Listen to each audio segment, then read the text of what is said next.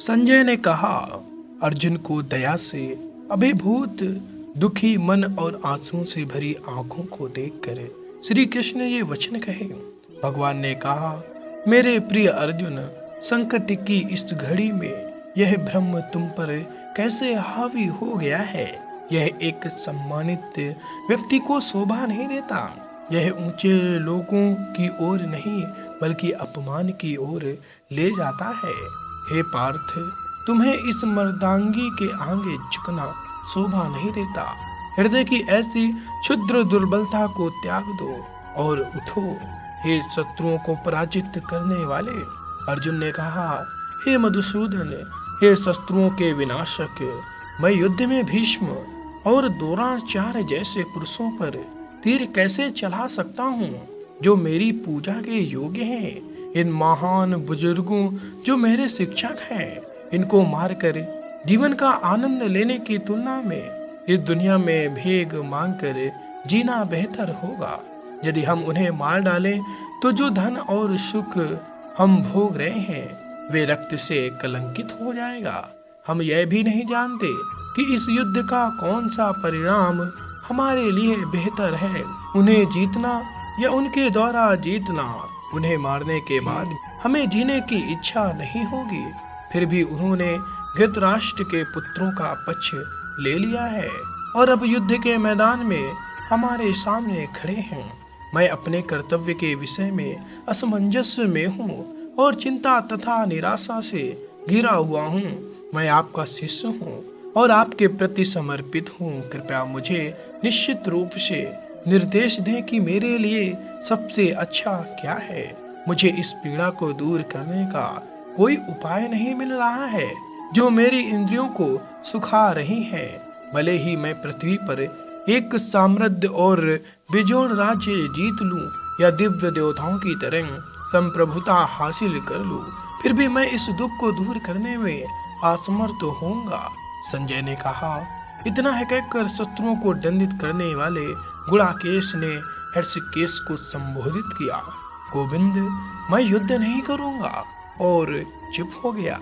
हे कृष्णराज, तदनंतर दोनों सेनाओं के बीच में श्री कृष्ण ने दुखी अर्जुन से हंसते हुए ये बातें कही।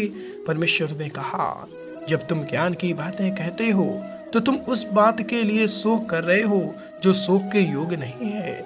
बुद्धिमान ना तो जीवितों के लिए शोक करते हैं और ना ही मृतकों के लिए। ऐसा कोई समय नहीं था जब ना मैं अस्तित्व में था, ना आप, ना ये सभी राजा, ना ही भविष्य में हम में से कोई भी समाप्त हो जाएगा।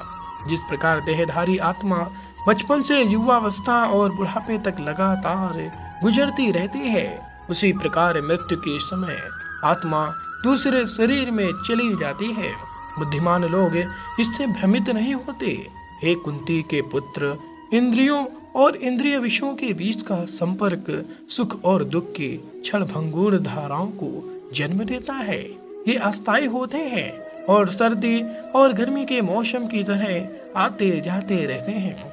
हे भारत के वंशज, मनुष्य को बिना परेशान हुए उन्हें सहन करना सीखना चाहिए। हे अर्जुन, पुरुषों में श्रेष्ठ वह व्यक्ति जो सुख और दुख से प्रभावित नहीं होता है और दोनों में स्थिर रहता है, वह मुक्ति का पात्र होता है। क्षणभंगुर में कोई धीरज नहीं है और शाश्वत में कोई समाप्ति नहीं है।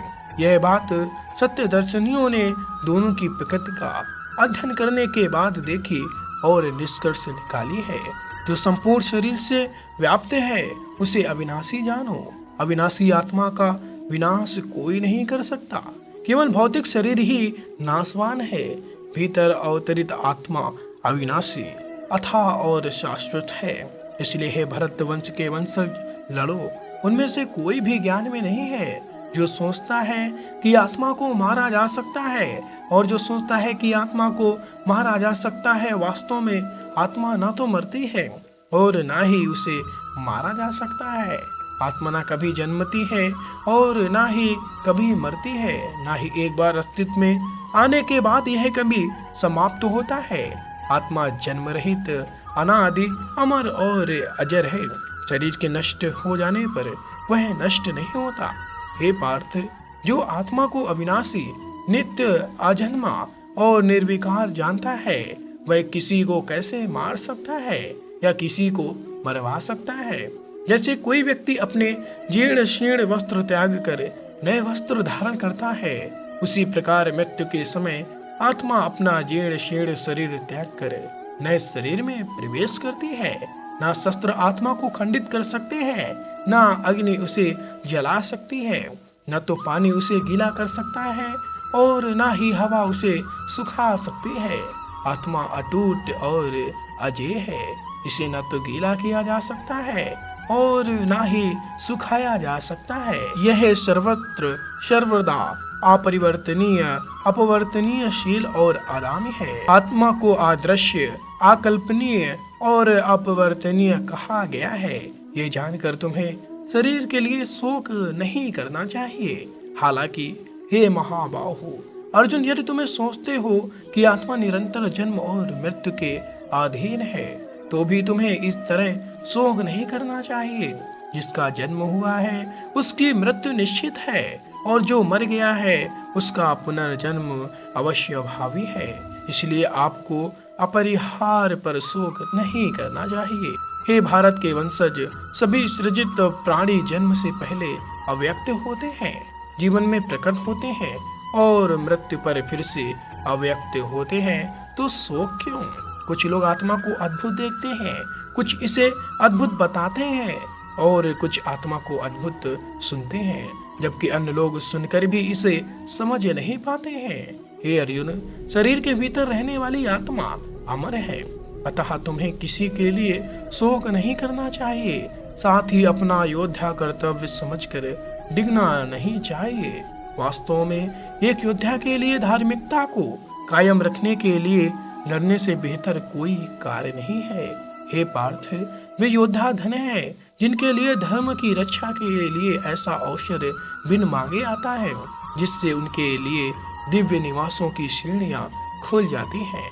तथापि यदि तुम अपने सामाजिक कर्तव्यों तथा प्रतिष्ठा को त्याग कर इस धर्म युद्ध को लड़ने से इनकार करोगे, तो तुम्हें अवश्य ही पाप लगेगा। लोग तुम्हें कायर और भगोड़ा कहेंगे।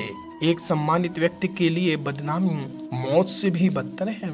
जो महान सेनापति आपका आदर करते हैं, वे सोचेंगे कि आप डर के कारण युद्ध के मैदान से भाग गए हैं और इस प्रकार वे आपके प्रति अपना सम्मान खो देंगे। आपके शत्रु आपके पराक्रम की निंदा करते हुए निर्दयी शब्दों से आपको बदनाम और अपमानित करेंगे। अफसोस, इससे ज्यादा दर्दनाक क्या हो सकता है? यदि तुम युद्ध करते हो तो या तो तुम युद्ध के मैदान में मारे जाओगे और दिव्य लोक में जाओगे, या तुम विजय प्राप्त करोगे और पृथ्वी पर राज्य का आनंद उठाओगे। इसलिए हे कुंती पुत्र, दृढ़ निश्चय के साथ उठो और युद्ध के लिए तैयार हो जाओ। सुख दुख हानि लाभ जय पराजय को समान मानकर कर्तव्य पालन के लिए लड़ो।